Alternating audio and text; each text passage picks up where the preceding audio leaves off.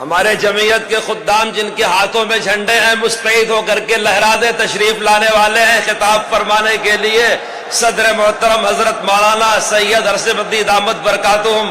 علامہ اقبال نے ایسوں کے بارے میں ہی کہا تھا، الہی یہ تیرے پراسرار بندے، الہی یہ تیرے پراسرار بندے جنہیں تو نے بخشا ہے ذوق خدائی، دو نیم ان کی ٹھوکر میں دریا و صحرا، سمٹ کر پہاڑ ان کی حیرت سے رائی۔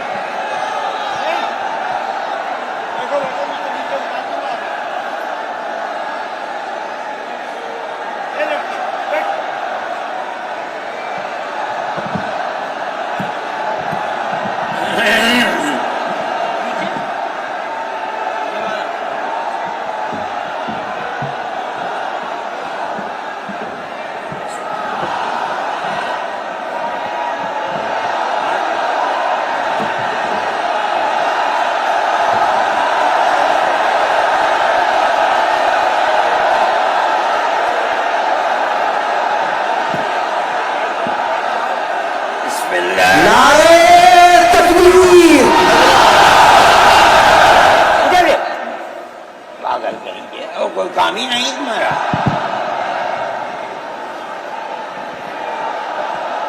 بسم اللہ الرحمن الرحیم،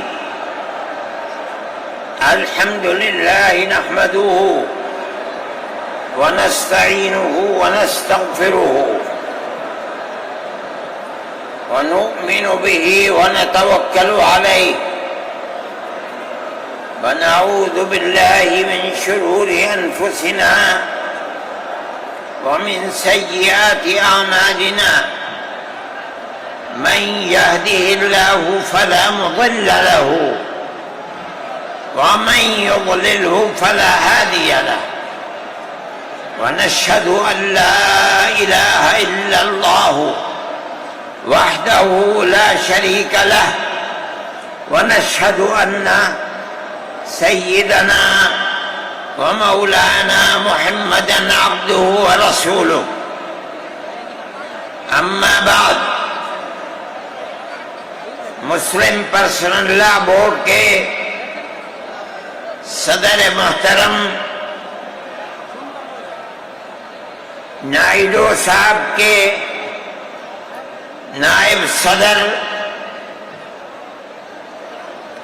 اور ہمارے مہدی صاحب، دوسرے حضرات جو یہاں بیٹھے ہوئے ہیں، اور یہ جمع غفیر لاکھوں آدمی جو آئے ہیں جمعیت علماء کی دعوت پر، میں جمعیت علماء کے ان ورکرز اور آئے ہوئے مہمانوں کا دل کی گہرائیوں سے شکریہ ادا کرتا ہوں۔ جن لوگوں نے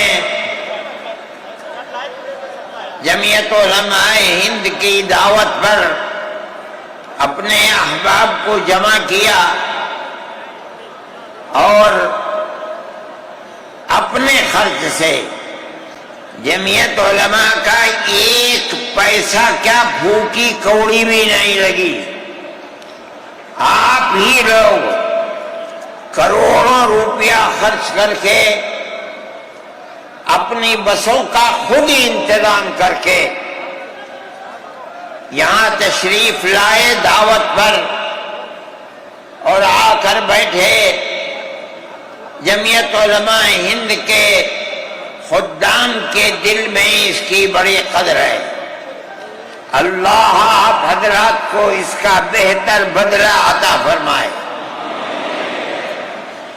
میرے محترم بزرگوں، آج ہی کا مسئلہ یہ نہیں ہے، جمعیت علماء ہند کی ایک تاریخ ہے، اور ایسی تاریخ ہے اپنے اس ملک کے لیے جو کسی دوسری ہندو مسلم پارٹی کے پاس نہیں ہے۔ علماء نے اس ملک کی آزادی کے لیے، اگر آپ ان کی تاریخ کو پڑھیں گے تو آپ کو اندازہ ہوگا کہ ان کی اس ملک کی آزادی کے لیے قربانیاں 150 سالہ قربانیاں ہیں۔ کوئی اس ملک کے اندر ہندو مسلم ایسی پارٹی نہیں ہے جس کی تاریخ ایسی قربانیوں کی تاریخ ہو۔ حضرت شاہ عبدالعزیز صاحب محدث دہلوی نے 1803 میں آواز بلند کی تھی کہ ہمارا ملک غلام ہو گیا، اس غلام ملک کو آزاد کرانا اس ملک میں بسنے والے ہر مسلمان اور ہر شخص کا فرض ہے۔ کوئی مائی کا لال نہیں تھا جو انگریز کی طاقت کے سامنے آزادی ملک کا نعرہ بلند کر سکتا۔ ایک مسلمان عالم دین نے اسی دلی کے اندر اس نعرے کو بلند کیا، اس کی جائیداد قلق کر لی گئی، اس کے مدرسے کو دفن کر دیا گیا، اس کو دلی بدر کر دیا گیا، لیکن یہ مسلمان ایسے نہیں تھے جو کسی ملک کے پیسے یا اس کی سطوت اور اس کی طاقت کے سامنے سر جھکا دیتے۔ جو انہوں نے اپنا موقف اختیار کیا تھا پتھر کی چٹان کی طرح، اسی طرح اس موقف کے اوپر کھڑے رہے۔ سب سے پہلا جہاد سن 1932 کے اندر ہوا، ہندوستانی لوگ تو جانتے بھی نہیں، اور اس کے اندر لوگ مر گئے، ختم ہو گئے۔ شاہ عبدالعزیز صاحب کے رشتے کے، ان کے قریب، ان کے اولاد میں شاہ اسماعیل شہید اور رائے بریلی کے شاہ احمد شہید، دونوں کے دونوں ختم ہو گئے، شہید ہو گئے بالا کوٹ کے میدان میں، لیکن پیچھے نہیں ہٹے۔ وہ لوگ جو بچ کر آئے تھے سن 1857 میں پھر جہاد کر دیا، اور اس کے اندر صرف اسی دلی کے اندر 33,000 مسلمان شہید کیے گئے، اور لال قلعے سے لے کر جامع مسجد تک درختوں کے اوپر ان کی لاشوں کو لٹکا دیا گیا۔ یہ مسلمان کی تاریخ ہے، علماء کی تاریخ ہے۔ بتائیں کون ہے جس کی زندگی کے اندر یہ تاریخ مل سکتی ہے؟ میں کہتا ہوں، لاکھوں آدمی کے سامنے کہتا ہوں، کوئی مائی کا لال ہے جس نے اس ملک کی اس طرح خدمت کی ہو جس طرح مسلمان علماء نے خدمت کی ہے؟ میرے بھائی، جمعیت علماء انہی مجاہدین کی بنائی ہوئی جماعت ہے۔ ہم تو ان کے جوتے سیدھے کرنے والے ہیں۔ ہمارا کیا کام ہے؟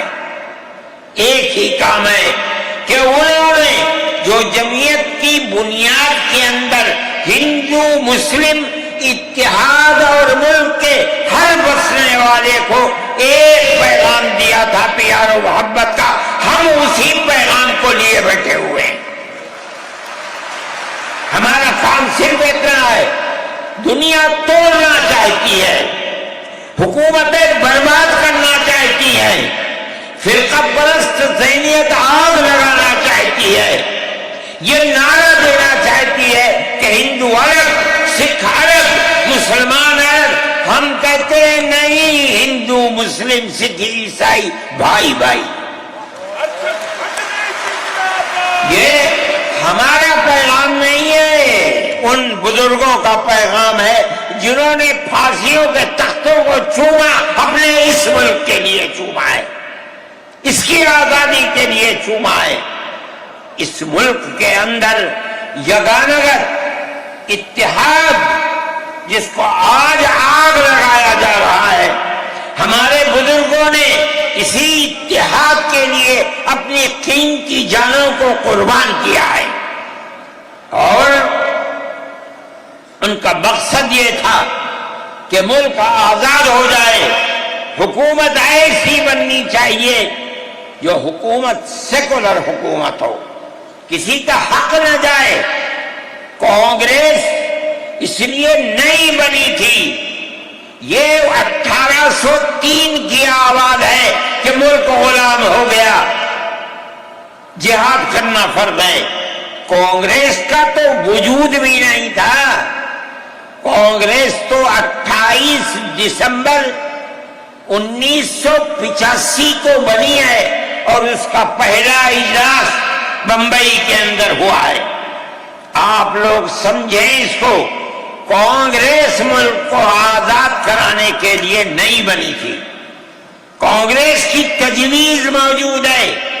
وہ کہتے ہیں کہ ہندو مسلم ملک کے بسنے والوں کی اس جنگ و جدال سے دو جہاد، سن 32 کا 1857 کا، اس جہاد کے نتیجے میں جو برطانیہ کی حکومت اور ہندوستان کی حکومت میں دوری پیدا ہو گئی ہے، کانگریس کا مقصد تھا کہ اس دوری کو ختم کر دیا جائے، ملک کو اپنے گردن سے زنجیر غلامی کی نکال کر توڑ دیا جائے، کانگریس کا مقصد نہیں تھا۔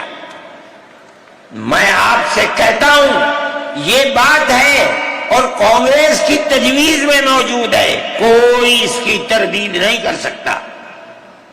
کسی نے حضرت گنگوہی رحمت اللہ علیہ سے پوچھا کہ ایک جماعت بنی ہے جو ہندوؤں نے بنائی ہے انگریز کے ساتھ مل کر، کیا مسلمان اس جماعت میں شریک ہو سکتا ہے؟ حضرت نے فتویٰ دیا اور یہ کہا کہ جس طرح اپنے کاروبار میں ہندو مسلمان شریک ہو سکتا ہے، اسی طرح اس پارٹی کے اندر بھی ہندو مسلمان شریک ہو سکتا ہے، بشرطے کہ دین کو کوئی نقصان نہ پہنچے۔ اس فتوے کا نام ہے نصرت الابرار، جو پرانی یونین مکتبیں ہیں، لائبریریاں ہیں، یہ آج بھی وہاں موجود ہے۔ یہ صرف فتویٰ نہیں ہے، یہ اس لیے ہے کہ یہ اشارہ ہے کہ مسلمانوں کو کانگریس کے ساتھ شریک ہونا چاہیے، اور کانگریس کے اس نظریے کو بدلنا چاہیے، کانگریس کے اندر مستقل غلامی کی زنجیر کو توڑنے کے لیے اور انگریز کے ساتھ جہاد کرنے کے لیے تیار کرنا چاہیے۔ مسلمان جوق در جوق اس کے اندر شریک ہوئے، کانگریس کے اس نظریے کو بدل دیا اور کانگریس کو ملک کی آزادی کے لیے کھڑا کر دیا۔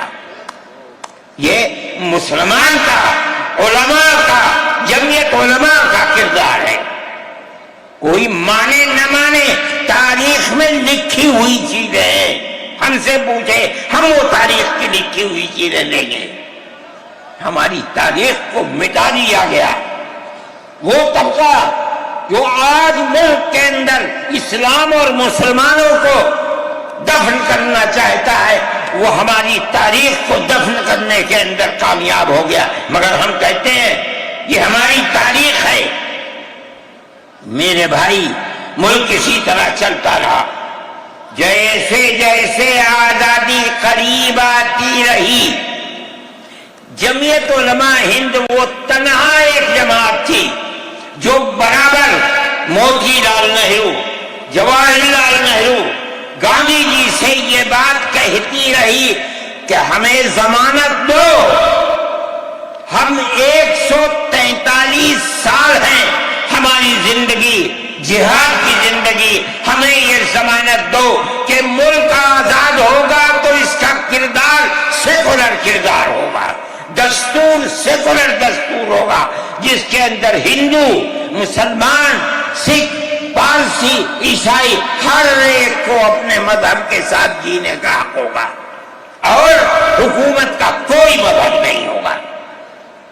ہمارے پاس تجویزیں موجود ہیں، برابر ہمیں مفتی کفایت اللہ صاحب جو جمعیت علماء کے اس وقت صدر تھے، نام لے کر ان کے پاس موتی لال نہرو، گاندھی جی، یہ لوگ اپنی ورکنگ کمیٹیوں کی تجاویز بھیجتے ہیں، مفتی صاحب کرم فرما، مفتی صاحب یہ ہے کہ ہمارا ملک جب آزاد ہوگا ہم گارنٹی دیتے ہیں کہ ملک سیکولر ملک ہوگا۔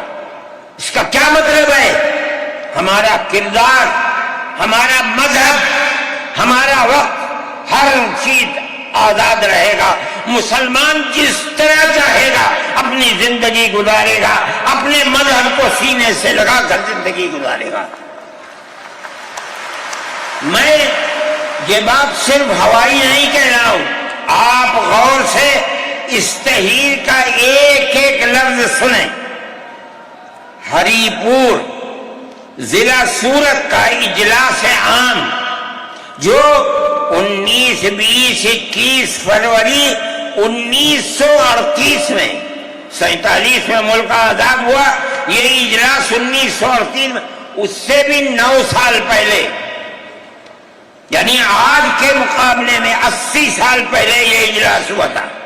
اس کے اندر تجویز دیکھیے آپ، ورکنگ کمیٹی نے 1937 میں اپنی کلکتے کی میٹنگ میں اقلیتوں کے حقوق پر جو تجویز پاس کی تھی اسے یہ کانگریس منظور کرتی ہے، اس وقت کی بات ہے، اور نئے سرے سے اعلان کرتی ہے کہ ہندوستان کی اقلیتوں کے تمدنی، مذہبی اور لسانی حقوق کی حفاظت کرنا کانگریس کا پہلا فرض اور بنیادی پالیسی ہے، تاکہ حکومت کی کسی بھی ایسی اسکیم میں جس میں کانگریس شریک ہو، اقلیتوں کو ترقی اور نشو و نما کا زیادہ سے زیادہ موقع مل سکے۔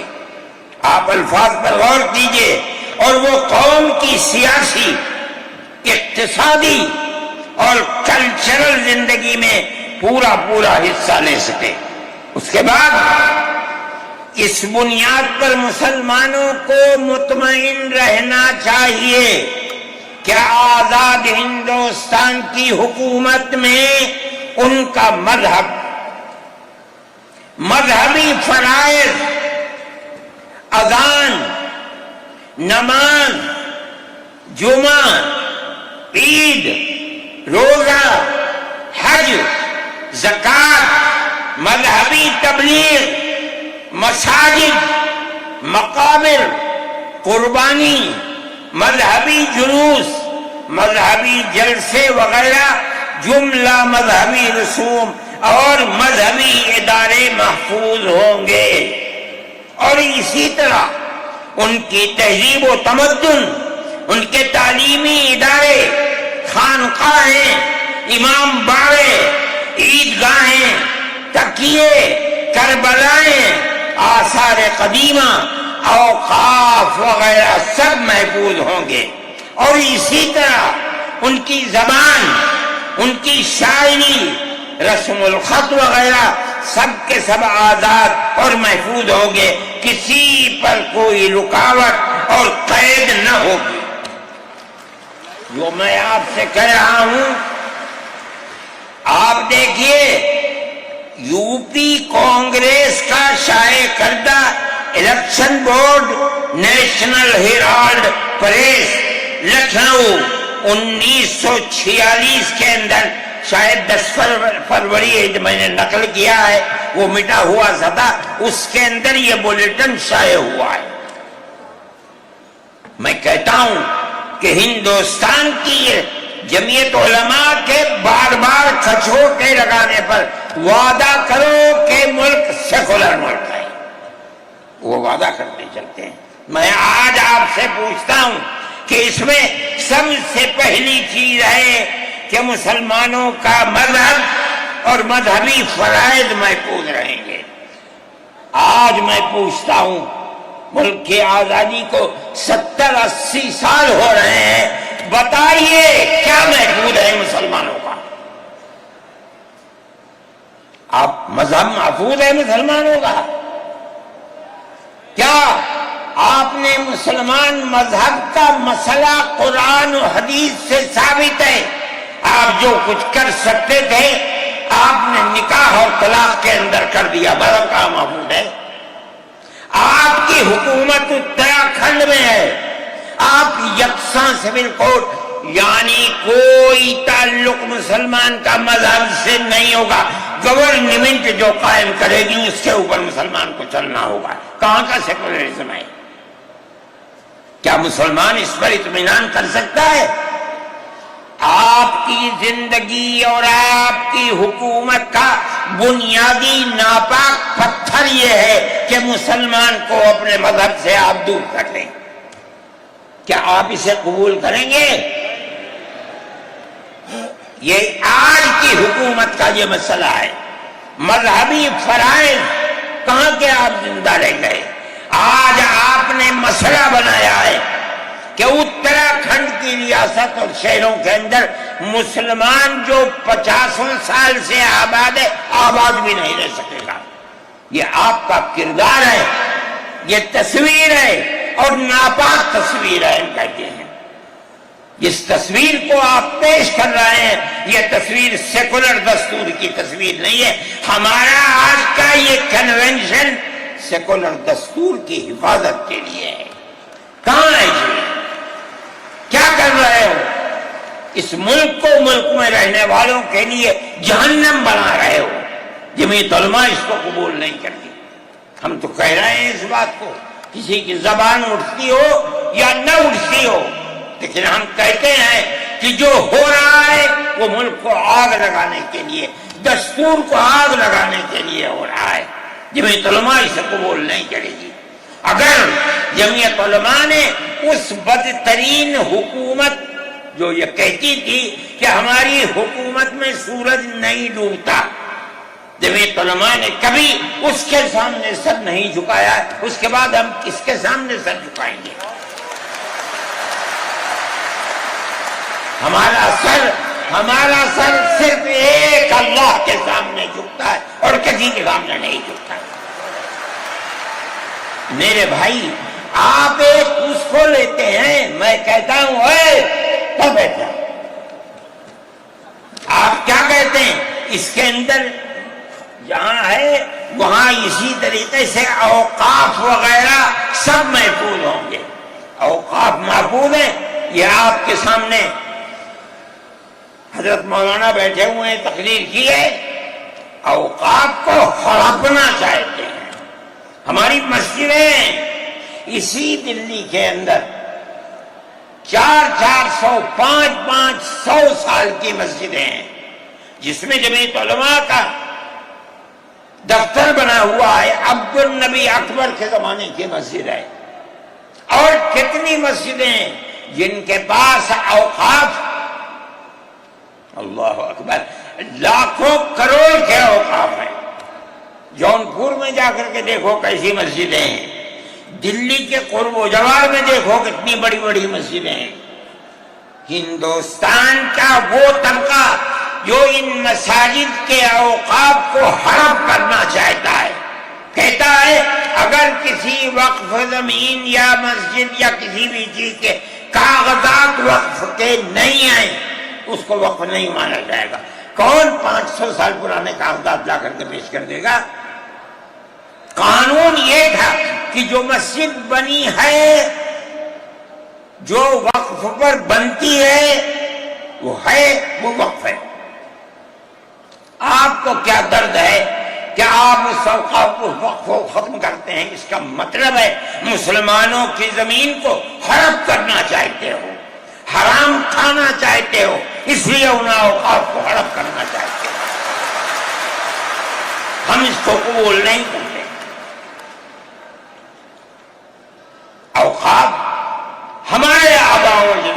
کیے ہوئے ہیں، اوقاف اللہ کی ملکیت میں دیے ہوئے ہیں، مسجدیں بنی ہوئی ہیں، آپ ان کی حفاظت کیجئے، اس لیے کہ ہم اس ملک کے رہنے والے ہیں، ہم باہر سے آئے ہوئے نہیں ہیں۔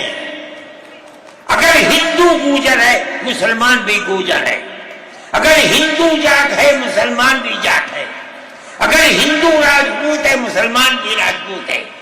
جاؤ دیکھو کشمیر کے اندر، اگر ہندو برہمن ہے مسلمان بھی برہمن ہے، ہم اسی ملک کے رہنے والے ہیں۔ کسی کو اچھا لگا یہ مذہب وہ اس مذہب میں چلا گیا، کسی کو یہ مذہب اچھا لگا وہ اس مذہب میں چلا گیا۔ کیا مذہب کی بنیاد پر اس ملک کے اندر آپ ہمیں جینے کا حق نہیں دیں گے؟ ہم اپنے جینے کا حق کو لیں گے۔ آپ نے جس سیاست کو اختیار کیا، آپ 2 الیکشن پہلے دیکھیے کس قوت کے ساتھ بی جے پی آئی تھی۔ آپ نے جس پالیسی کو اختیار کیا، سیکولرزم کو آگ لگانی چاہیے، اس کا نتیجہ اس الیکشن میں کیا ہوا؟ بی جے پی ہار گئی۔ میں کہتا ہوں کہ اگر چندرا بابو نائیڈو کی بیساکھی نہ ہوتی اور ادھر نتیش کمار کی بیساکھی نہ ہوتی تو بی جے پی گورنمنٹ نہیں بنا سکتی تھی۔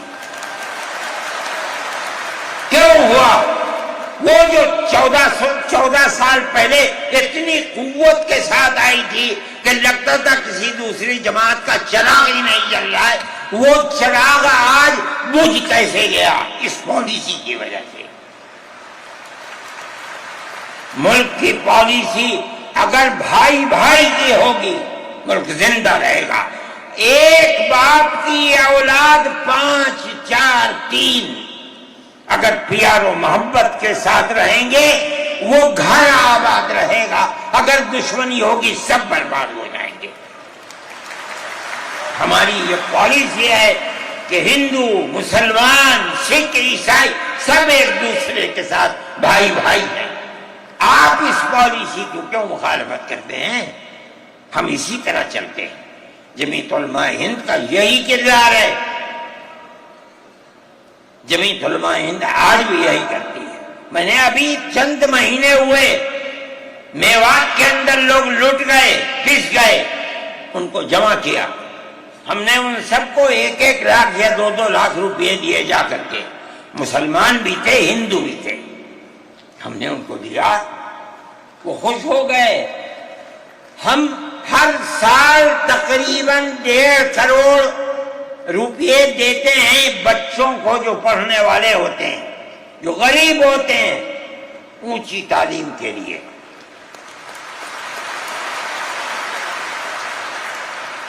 اس کے اندر مسلمان بچے بھی ہوتے ہیں، ہندو بچے بھی ہوتے ہیں۔ جمعیت علماء ہر ایک کی مدد کرتی ہے، پڑھیں، ملک کے لیے کام کریں۔ میں جا رہا تھا ایک مرتبہ، بنگلور سے سوار ہوا، مجھے جانا تھا سوئٹزرلینڈ، ایک میٹنگ تھی وہاں سعودی عرب کی، سوئٹزرلینڈ کے اندر۔ میں جب گیا جہاز کے اندر، صبح ہوئی تو میں نے چائے وائے پی، میرے پاس جو پائلٹ تھا چلانے والا وہ آیا، میرا شکریہ ادا کرنے لگا، آپ نے بڑی محبت کے ساتھ۔ میں نے سوچا کیا بات ہے، کیا آپ کیوں؟ کہنے لگے کہ مجھے اس جگہ تک پہنچنے میں جمعیت علماء اگر مدد نہ کرتی میں نے کچھ کر سکتا تھا۔ مجھے حیرت ہو گئی کہ کیا بات ہے یہ، ہم ہر ایک کی مدد کرتے ہیں۔ کیرلا کے اندر سیلاب آیا، لوگ لٹ گئے، مر گئے، ہم نے مکانات کی مرمت کی، ہم نے مکانات کو اثر نو بنوایا بھی، میں نے چابیاں بھی دی اور تمام میڈیا نے اس کو دکھلایا۔ ہندو بھی تھے، مسلمان بھی تھے، ہندو عورتیں بھی تھیں جن کے ہاتھ میں نے چابی دی ہے۔ جمعیت علماء کا یہ کردار ہے۔ ہمارے بزرگوں نے متحدہ قومیت کتابیں شائع کی ہیں، اس کا مطلب ہے کہ ہندوستان کی قوم مذہب کی بنیاد پر نہیں بٹے گی، جو ہندوستان میں رہتا ہے ان سب کی ایک ہی قوم ہے. مذہب کی بنیاد پر قومیں تقسیم نہیں ہوں گی. یہ ہمارا کردار ہے، ہم اس کردار پر زندہ ہیں اور اسی پر چلتے ہیں. صحیح ہے یہ ملک کے اندر جو پالیسی چل رہی ہے کہ ان کو مار دو، ان کو گرا دو، ان کو، آسام کے اندر یہ پالیسی آج سے نہیں سن 12 سے چل رہی ہے. جمعیت علماء تنہا جماعت ہے ملک کے اندر جو آسامیوں کے مسائل کو جانتی ہے.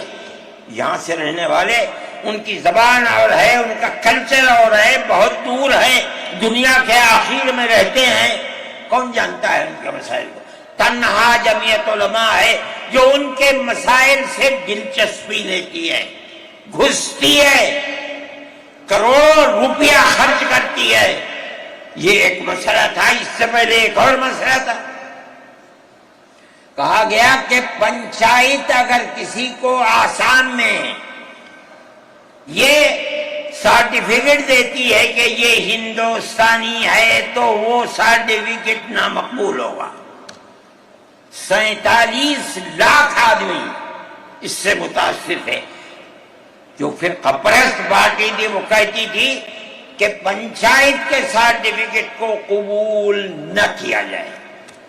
اگر یہ فیصلہ ہو جاتا تو 47 عورتیں 47 لاکھ اپنے بچوں کے ساتھ ملک کے اندر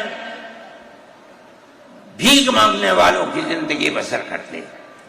ہم نے سپریم کورٹ کے اندر اس کو چیلنج کیا.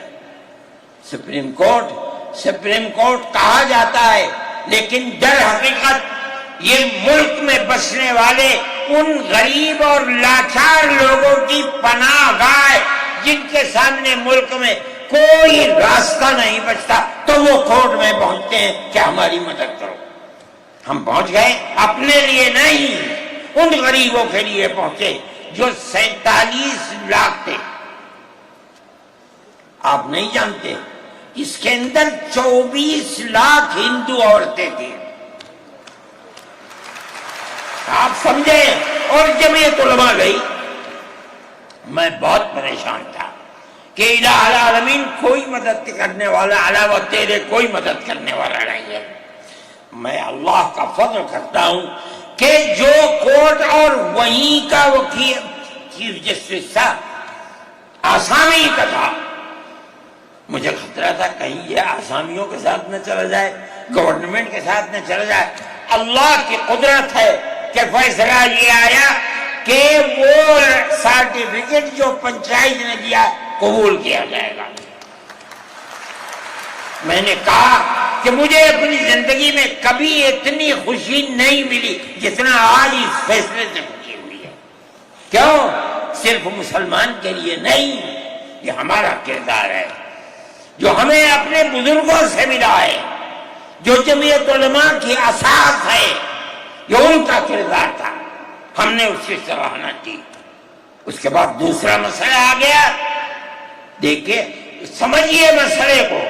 سارے ہندوستان کے اندر قانون یہ ہے کہ جو سب سے پہلی مردم شماری سن 47 میں ملک آزاد ہوا، سن 51 کے اندر پہلی مردم شماری ہے.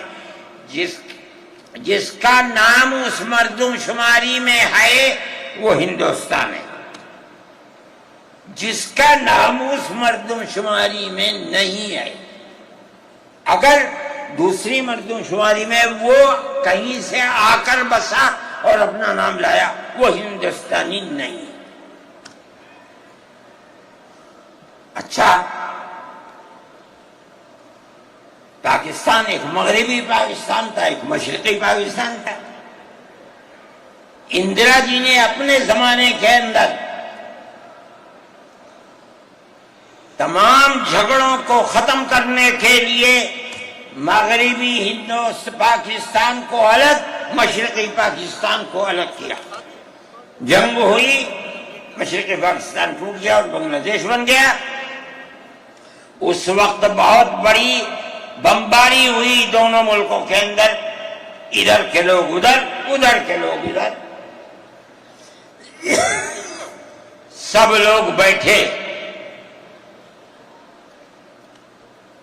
राजू बैठे, बीजेपी बैठी, जो वहां की पार्टियां थी सूबाई वो बैठी, और सबने बैठकर तय किया कि आसाम के अंदर हिंदुस्तानी होने की दलील सन 71 की मर्दमशुमारी होगी।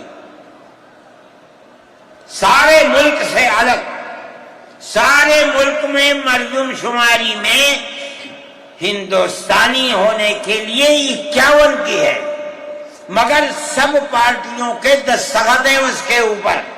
आसाम के अंदर 51 नहीं 71 होगी।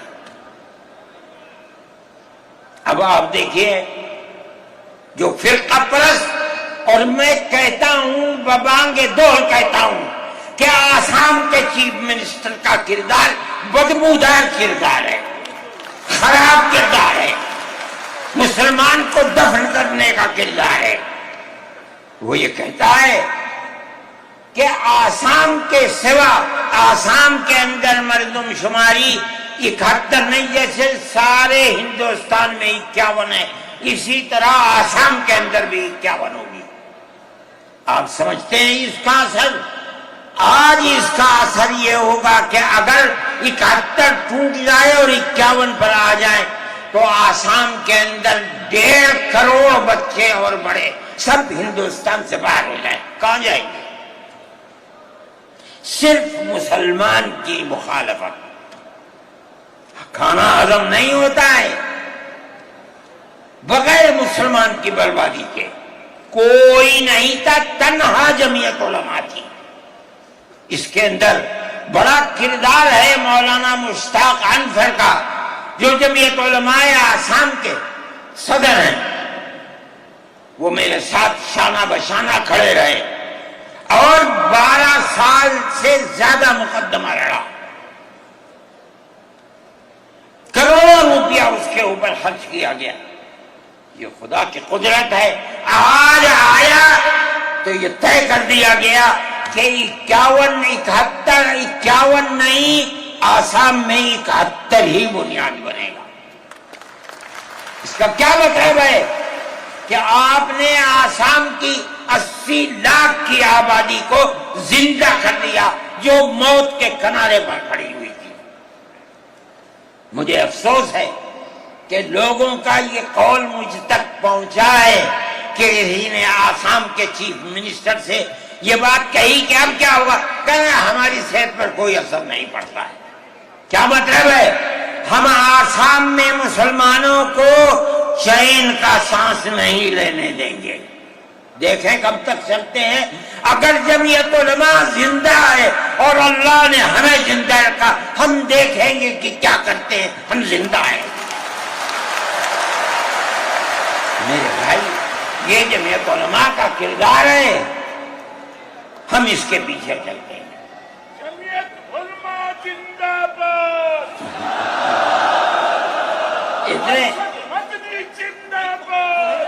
इतने मोटे आदमी की आवाज निकलती नहीं है मेरे भाई।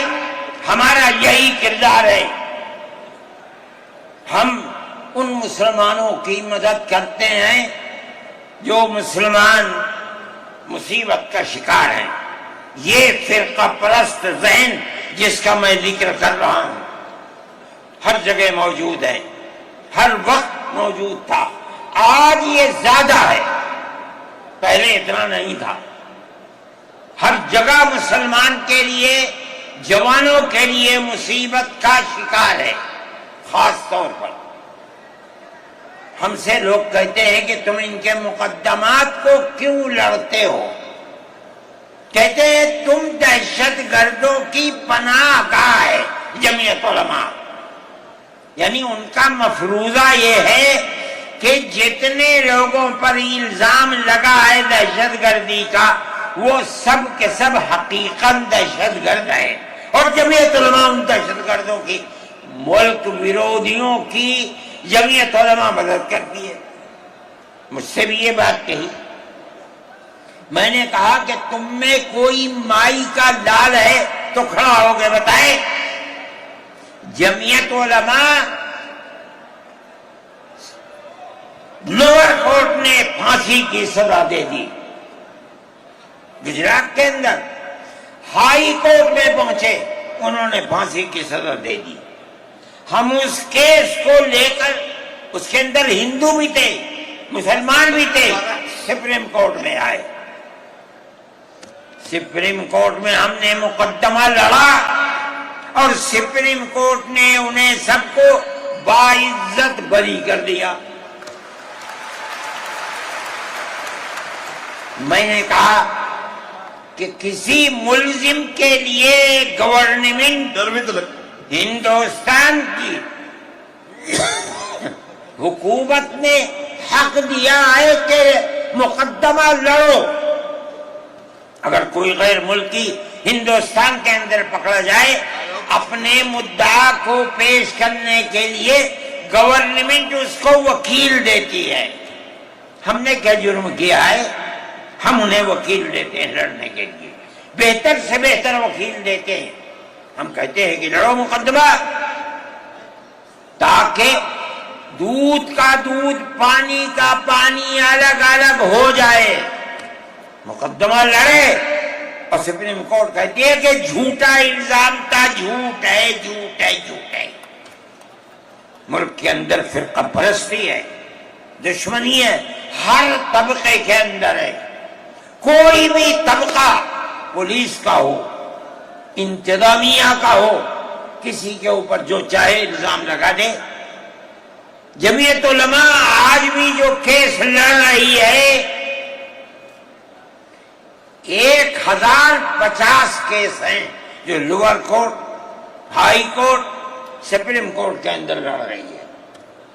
1050 کیس ہیں اور اس کے اندر 850 ملزم ہیں. ہم لڑتے ہیں مقدمہ.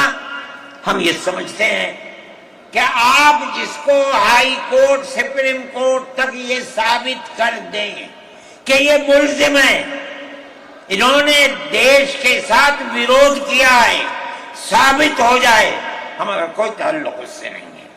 جب تک ثابت نہ ہو، پولیس کے کہنے سے یا کسی راستے پر چلنے والے کے یہ کہنے سے کہ یہ دیش ویرودھی ہیں، ہم اسے دیش ویرودھی تھوڑے ہی مان لیں گے.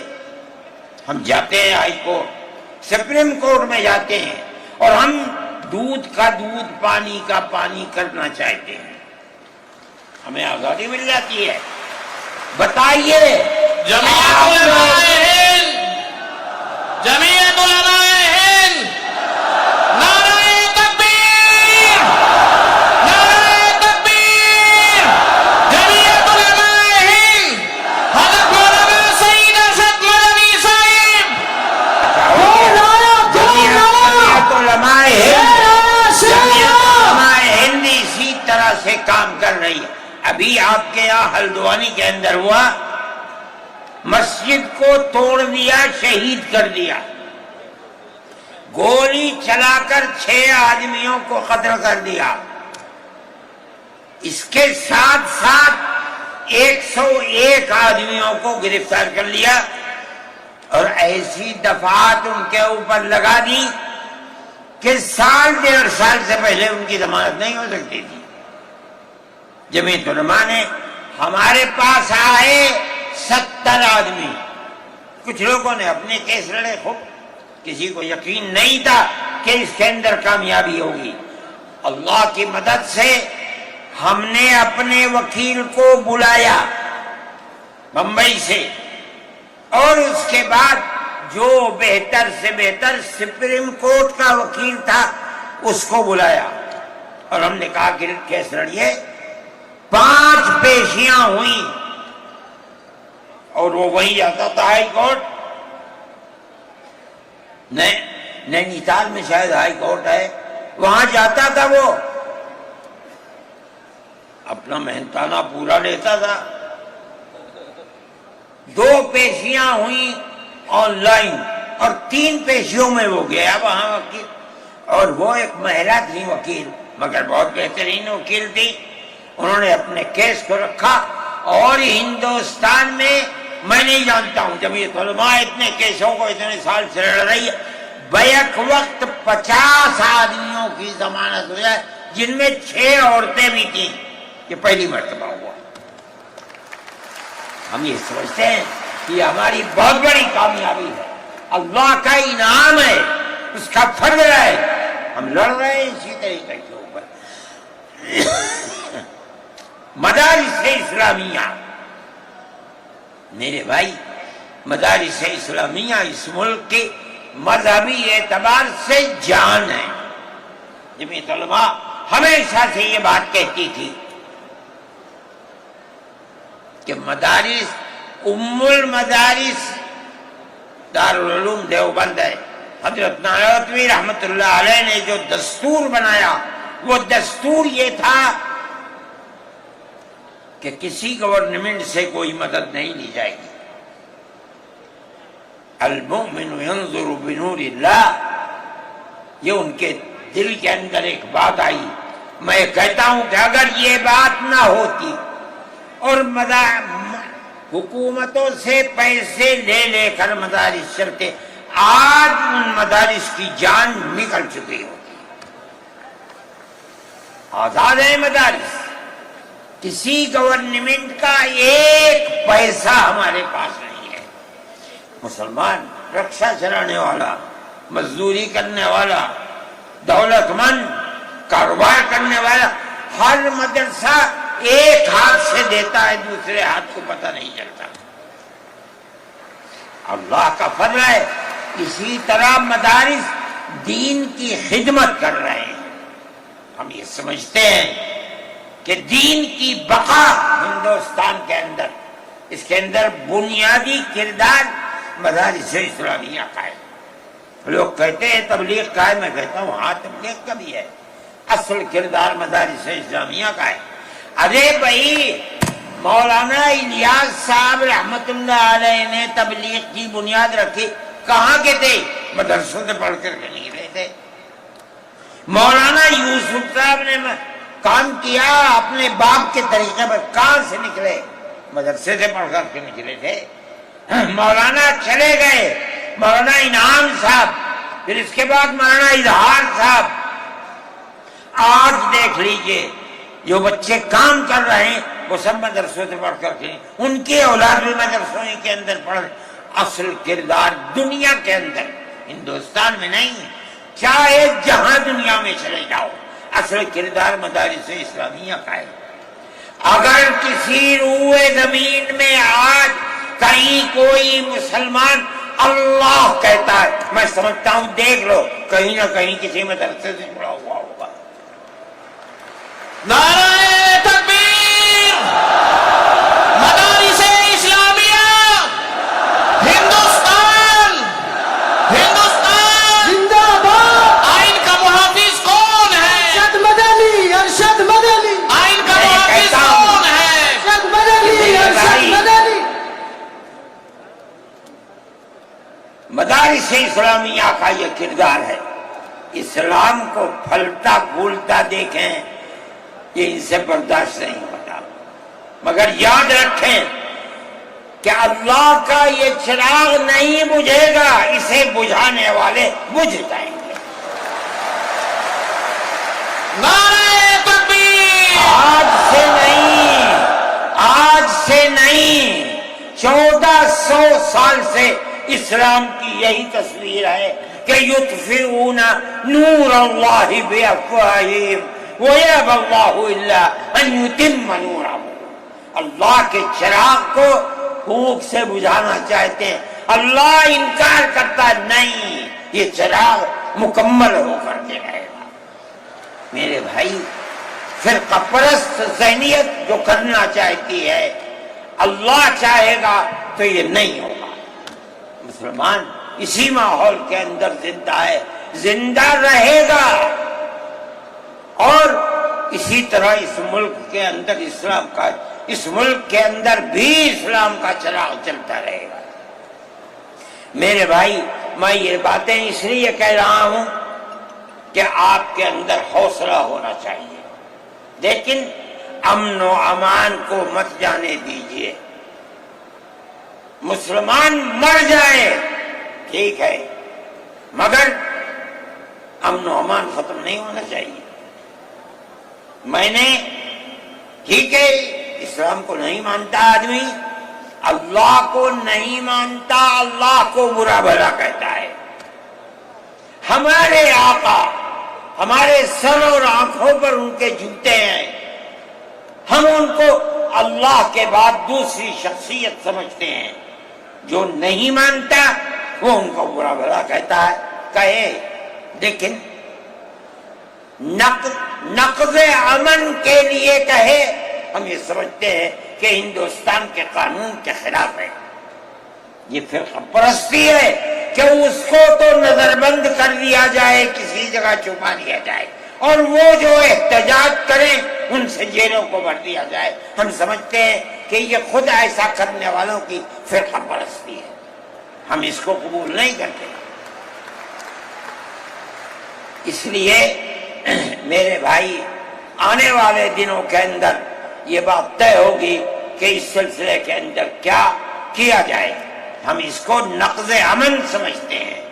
آپ ایسا کرنے والوں پر نقض امن کی بنیاد نہ بنائیں، اور وہ جو گھروں سے باہر نکلے ان پر نقض امن کی بنیاد۔ آج بنگلور کے اندر جو یہ واقعہ 3 سال پہلے ہوا تھا، جو کرنے والا تھا وہ آزاد پھر رہا ہے، اور میں سمجھتا ہوں کہ 63 یا 64 لوگ 3 سال سے جیلوں کے اندر پڑے ہوئے ہیں، صرف اس لیے کہ جو نقض امن کرنے والا ہے اسے تو آپ نے آزاد چھوڑ دیا، اور جو احتجاج کرنے والے تھے ان سے آپ کو جیل میں بھر دیا۔ ہم اس چیز کو اس ملک کے امن کے خلاف سمجھتے ہیں۔ میرے بھائی بلڈوزر چلانا یہ بھی ایک چیز تھی۔ آپ قانون کے خلاف ہونے پر بلڈوزر چلاتے ہیں، چاہے ہندو کا گھر ہو، چاہے مسلمان کا گھر ہو، چاہے عیسائی کا گھر ہو، ہم اسے بھی برا سمجھتے ہیں۔ آپ نوٹس دیجئے، چند دن کی مہلت دیجئے، کل آپ نے نوٹس لگایا آج لگا دیں، خراب ہے، لیکن آپ دیکھ لیجئے 95% گھر مسلمانوں کے ہیں، پوری روڈ کے اوپر، جہاں مکانات کہتے ہیں کہ اپنی جگہ سے بڑھے ہوئے ہیں، مسلمانوں کے بھی ہیں، ہندوؤں کے بھی مکانات ہیں۔ آپ صرف مسلمان کے مکان توڑ دیں، پھر دوسری مصیبت کیا ہے کہ اس مکان کے اندر مان لیجئے بوڑھے ماں باپ رہتے ہیں، جس کو آپ نے پکڑا ہے، کوئی غلطی ہوئی ہے، اس کے بیوی اور بچے رہتے ہیں اس مکان میں، غلطی اس ایک آدمی سے ہوئی، آپ پورے مکان کو گرا دیں، ماں باپ کہاں جائیں گے؟ ایسے مکانات کو گرا دیا جس میں وہ کرائے پر رہتے تھے، وہ ان کا مکان بھی نہیں، آپ نے گرا دیا۔ ہم اس کے خلاف، ہم یہ سمجھتے ہیں کہ گورنمنٹ کا یہ عمل ملک کے دستور اور آئین کے خلاف ہے۔ اس لیے جمعیت علماء ان تمام چیزوں کے اوپر نکیر کرتی ہے، اور ہم یہ سمجھتے ہیں کہ اگر یہ ملک زندہ رہے گا تو اخوت و ہمدردی اور پیار و محبت کے ساتھ زندہ رہے گا۔ جمعیت علماء کی یہ پالیسی ہے، ہم سب کو ساتھ لے کر چلتے ہیں، کسی کی مخالفت نہیں۔ یہ پنڈت جی بیٹھے تھے، شاید چلے گئے، تھک کے آئے، اس سنجے کو گئے کہ اتنا بڑا ٹیکا لگا ہوا ہے، کہنے لگا میں تو آیا ہوں جلسے میں شریک ہوں گا۔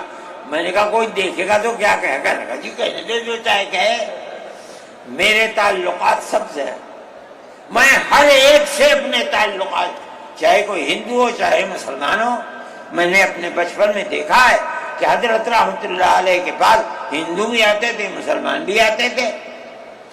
میں نے یہ بھی دیکھا ہے کہ ایک گاؤں کے اندر جبیرن میں حضرت کار سے جا رہے تھے، میں بیٹھ گیا، وہاں جا کے میں نے دیکھا کہ ایک ہندو جو اس گاؤں کا پڑھا لکھا آدمی تھا، ہو سکتا ہے حضرت کے ساتھ کہیں جیل میں ہو، اس کے یہاں اس زمانے کے اندر جب پانی نکالنے کے لیے انجن کا رواج نہیں تھا، اس نے لگایا اور حضرت کو بلایا تھا کہ حضرت اس کے اندر بسم اللہ کر کے شروع کر دیں. حضرت کا بڑھاپا تھا، وہ اسے چلانا، تو وہ بھی لگا اور بھی لوگ لگے اور حضرت بھی لگے اور اسے چلایا اور پانی نکلنے لگا. یہ تعلقات تھے. ہم آج بھی اسی کے اوپر قائم ہیں. بغیر پیار و محبت کے ملک نہیں چلے گا. آپ کو یہ چلانا پڑے گا. آپ اسلام اور مسلمان کی مخالفت کریں اور اسے برباد کریں، یہ چیز نہیں چلے گی. میں اس سلسلے کے اندر جو گٹھ بندھن کی پالیسی ہے میں اس کو اچھا سمجھتا ہوں. ایک طرف تو یہ کردار ہے گورنمنٹ کا جو آپ کے سامنے پیش کیا جا رہا ہے. دوسری چیز الیکشن کے زمانے کے اندر جو انڈیا گٹھ بندھن نے اپنا مینیفیسٹو شائع کیا، میرے پاس یہ چیز پہنچی کہ راہل گاندھی جی نے یہ کہا ہے کہ ہماری حکومت اگر بنے گی تو ہم ہر اقلیت کو اپنے مذہب کے اوپر چلنے کی آزادی دیں گے. میں نے ان کی اس بات کو قدر کی نظر سے دیکھا اور میں نے یہ اعلان کیا کہ اس اعلان کے بعد مسلمان کو اس گٹھ بندھن کی جس میں رہ کر اس کو آزادی ملتی ہے اپنے مذہب کی، اس کو ووٹ دینا اپنے ملک اپنے دین کی حفاظت کے مرادف ہے. اور مجھے بڑی خوشی ہے کہ سارے ہندوستان کے مسلمانوں نے ایک جٹ ہو کر کے گٹھ بندھن کو ووٹ دیا اور گٹھ بندھن اس طرح سے آگے نکلا اور بی جے پی ہار گئی. میرے بھائی، یہ جمعیت علماء کی پالیسی ہے اور جمعیت علماء اس پالیسی کے اوپر زندہ ہے. مسئلہ فلسطین کا ہے، بڑی عجیب بات ہے. فلسطین آزاد ملک ہے، حقیقت یہ ہے. آپ یہ دیکھیے، جب دولت عثمانیہ کو دنیا کی بڑی طاقتوں نے مل کر ختم کیا اور خلافت اسلامیہ ترک میں ختم ہو گئی، تو امریکہ، روس، برطانیہ، انہوں نے مل کر ایک یہودی حکومت قائم کی، اسرائیل ہے. اس کی ایک حدود اربع تھی، اس کے اندر فلسطین یعنی بیت المقدس نہیں تھا. جب وہاں اسرائیل ہو گیا، امریکہ اس کا سرپرست بن گیا.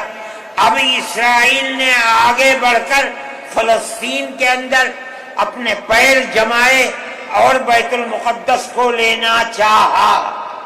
نتیجہ یہ ہوا کہ جنگ ہوئی اردن کے اندر اور بیت المقدس پر بھی قبضہ کیا اور اس کے ساتھ ساتھ فلسطینیوں کو غلام بنایا. ابھی دل نہیں تھما، تھوڑے دنوں کے بعد پھر آگے بڑھا اور گولان کی وہ پہاڑیاں جو شام کے اندر تھی ان کے اوپر قبضہ کر لیا.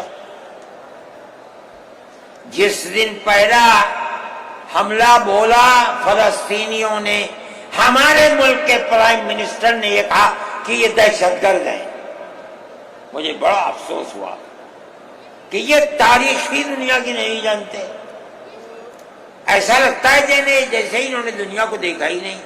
میں نے اعلان دیا، میں نے یہ کہا کہ جو یہ کہتے ہیں کہ یہ دہشت گرد ہیں، اگر یہ دہشت گرد ہیں اور غلامی کی زنجیروں کو توڑنا یہ دہشت گردی ہے، گاندھی جی بھی دہشت گرد تھے، نہرو بھی دہشت گرد تھے، ہمارے اکابر بھی دہشت گرد تھے.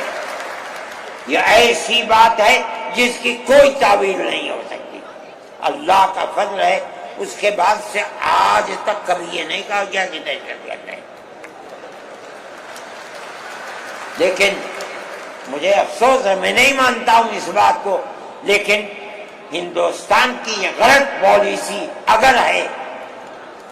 میں گیا عرب تو میں نے لوگوں سے سنا کہ ہندوستان کا بارود فلسطینیوں کے مارنے کے لیے اسرائیل میں ہو رہا ہے استعمال۔ کہنے والوں نے کہا کہ ہندوستان کے فوجی بھی اسرائیل کے ساتھ لڑ رہے ہیں۔ میں اس کی تصدیق نہیں کر سکا ہوں، اتنے میں بات نہیں، مگر میں یہ کہتا ہوں کہ کھل کر پالیسی ہونی چاہیے۔ آپ اگر فلسطینیوں کے قتل عام پر بازی امریکہ کی طرح کہیے کہ ہماری فوجیں اسرائیل کے ساتھ، آپ بھی کہیے کہ ہماری فوجیں لڑ رہی ہیں، اور اگر نہیں ہے اپنے دامن کو پاک کیجیے۔ میں یہ سمجھتا ہوں کہ اس طرح کا قتل عام کہ ساری دنیا ایک طرف کھڑی ہوئی ہے، لیکن یہودی طاقت کے ساتھ کیونکہ سر پر امریکہ ہے، تجویز آتی ہیں اسرائیل کے، نہیں، اسرائیل کے خلاف نمبر 2 پر ہے، سب سے پہلی تجویز امریکہ کے خلاف آنی چاہیے، اس لیے کہ جو بم برس رہے ہیں وہ امریکہ کے ہیں، جو فوج لڑ رہی ہے وہ امریکہ کی ہے۔ اسرائیل کے پاس کتنا ہے؟ جو طاقت ہے وہ بڑی طاقتوں کی دین ہے۔ اسی بنیاد کے اوپر ساری دنیا کے اندر احتجاج ہو رہا ہے، مگر وہ احتجاج قابل توجہ نہیں ہے۔ جمعیت علماء ان مسائل کو سمجھتی ہے۔ ہم نے اپنی بات آپ سے کہی ہے، مسلمان اپنے نظریات، اپنے خیالات کو صحیح کرے اور اس نہج کے اوپر چلے۔ میں پھر کہتا ہوں، آپ ہندو مسلم اتحاد، آپ جس گاؤں میں ہیں وہاں اتحاد رکھیے، اپنے کھیت میں ہیں وہاں اتحاد رکھیے، بازار میں بیٹھے ہیں وہاں اتحاد رکھیے، جہاں دنیا کے اندر ہے مذہب کی بنیاد پر نہیں، ہندو مسلم بھائی بھائی اسی اتحاد کی بنیاد کے اوپر چلیے۔ اگر آپ چلیں گے تو آپ اپنے ملک کے وفادار ہیں اور آپ صحیح راستے پر چلنے والے ہیں، اور اگر آپ وہ پالیسی خدا نخواستہ جو فرقہ پرست نظریے کی پالیسی ہے، اگر آپ اسے اپنائیں گے ملک تباہ ہو جائے گا، برباد ہو جائے گا۔